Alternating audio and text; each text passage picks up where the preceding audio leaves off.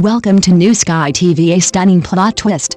Just when everyone thought Yuxin and Xiaoxu's second collaboration was a lost cause, unexpected good news arrived. Amidst the film and television industry's downturn, with a sharp decrease in long dramas and a lukewarm reception to short dramas, the two have actually secured leading roles in a long drama. Don't you think the cruelest deception in the world is when you think all hope is gone? But who could have imagined that just when everyone had licked their bowl clean and was ready to give up completely, a bolt of lightning suddenly struck, sending chills down everyone's spine. Guess what 4 words were written on that lightning bolt? Spring Night's Trapped Crossing. Yes, you heard right. Not a low-budget vertical short drama, not one of those CEO falls in love with me in 3 seconds dramas that make you question your existence while watching, but a real, flesh and blood, well-structured 8-episode horizontal short drama, produced by Xiaoxu, directed by Zhang Dama, with filming starting on May 28 and the contract quietly signed on April 10. Can you believe that only a month and a half passed? Let's hold off on the sweet romance. Let's shift our focus away from these two and take a step back to see just how cold this so-called film and television winter really is. Did you know that the number of long-form dramas filed for record in 2023 dropped by nearly 30% compared to the previous year? Have you ever seen those actors who used to walk the red carpet in 10 centimeters heels, now selling products in live streams while laughing and saying, "I haven't been on set for over half a year," with that lingering layer of weariness in their eyes? Have you ever calculated how many rounds of funding and how many producers' hair turned white from the initial planning stages of those 30-40 episode dramas?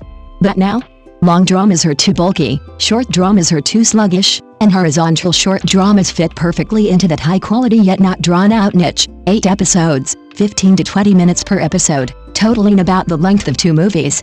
Costs are controllable, shooting cycles are short, and returns on investment are quick.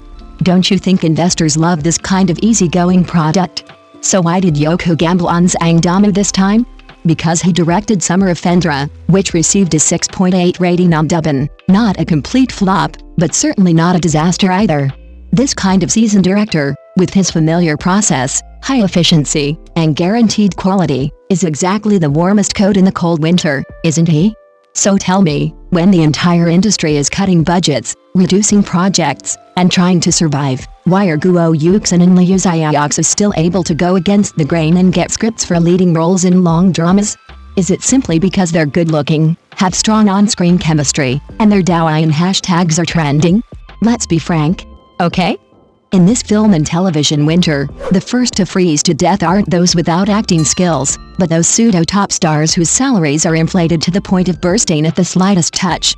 Can platforms afford those traffic stars who demand tens of millions and whose fans control comments to the point of server overload? Even if they could, who would bail them out if the money went down the drain? But Yuxin and Xiaoxu are different. They climbed their way up from the short drama scene step by step, with reasonable pay, high cooperation, and, most importantly, solid data to back them up. How popular was the CP couple topic of their previous short drama on Douyin? So popular that if you scrolled through 3 videos, one of them would have someone asking, when will they team up again? This kind of organic popularity is more valuable than any fake prosperity created by paid promoters. Do you think the platform is stupid? What's even more intriguing is that Xiaoxu, a big name in the traditional film and television industry, is also vying for Yuxin's schedule. How many youth drama actors have been launched by Lefter and Hourglass? Can you count them all? She can say that her schedule is booked until after June. What does this mean? It means that Yuxin is no longer just a short drama influencer. She has been officially recognized as a professional actress by the mainstream film and television industry, and Xiaoxu has crossed this threshold with her. Think about it carefully. This is the charm of a second collaboration. When one person is seen, the combined effect of the two is amplified exponentially. IV. The secret of the timeline. The project was finalized on April 10. Filming began on May 27. What happened in between? Let's flip through the calendar, page by page, shall we? The project was finalized on April 10. Filming began on May 27, and shooting started on the 28th, only a month and a half in between. This pace is as fast as a short drama, yet the project specifications are those of a long-running series. Don't you think this is a declaration in itself? This is a grand strategy planned in advance by the platform and production company, with fixed schedules and resources. Directors Angdama and Yoku have already collaborated twice, their trust is firmly established, and the process runs smoothly. Guo Yuxin and Liu Xiaoxu were precisely selected from a pool of candidates by this experienced team, the kings of cost effectiveness. Have you ever considered that in a film and television industry downturn, a proven director plus a platform willing to invest heavily plus actors with strong performance data and reasonable salaries, isn't it difficult for such a combination to fail?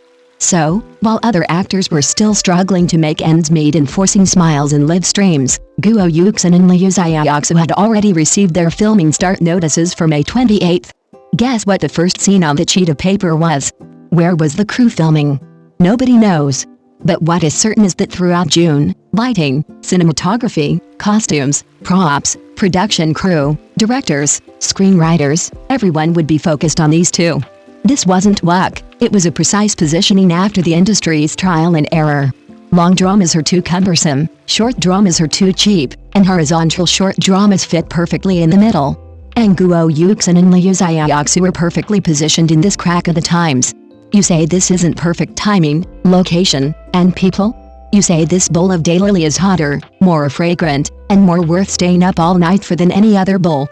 You say, on May 28th, won't you also be glued to your phone, waiting to see them stand together again, making the whole screen sickeningly sweet? Thank you for watching the video. See you in the next video. Thank you.